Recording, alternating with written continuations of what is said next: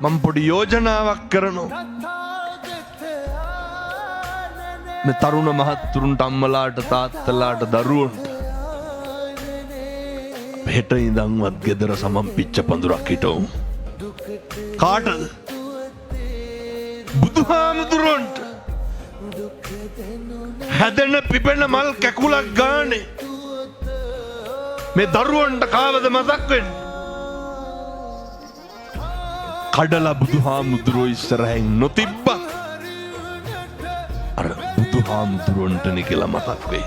සැකයි නම් මම කියනවට කරන්නකො. සැකයි නම්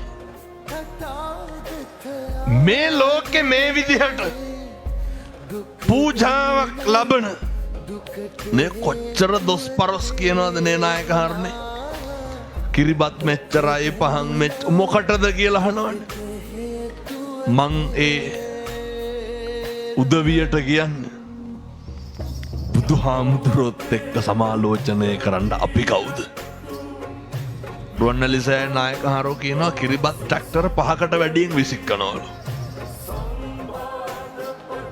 පහන් දෙයියන් ගැටපෙට බලන්න. අර ඉවුරු කැටේ දැන් නම් හොදගෙන ගිහිල්ලා ඇති. වැඩිපුරම මොනවද තියෙන්නේ? පහන් කවුරු වෙනුවෙන්ද? එක පන්සලක හාමුදුරු කෙනෙක් සල්ලි දීලා රුවන්වැලිසෑය යවුවද? ගිහින් පුදලා එන්න කියලා නැහැ. මේ පින්නතුන්ගේ අම්මලාගේ තාත්තලාගේ හිතවලට දැනිච්ච විදිහ ඒ අපේ බුදුහාමුදුරුවන්ගේ ලැබීම අසංඛේය වූ කල්ප ලක්ෂ 4ක් සංසාරේ බෝධිසත්වෝ මොකද්ද කරේ? අසංඛේය කල්ප ලක්ෂ 4ක් දන් දීපු එක කරේ. ඒ වගේ උත්තමයෙකුට ලැබෙන විදිහ මේ කොහෙවත් නැති මිනිස්සුන්ට පුළුවන් ද පින්නතුනි මේ? මම මෙහෙම කියන එකක් ගැලපෙන්නේ නැහැ.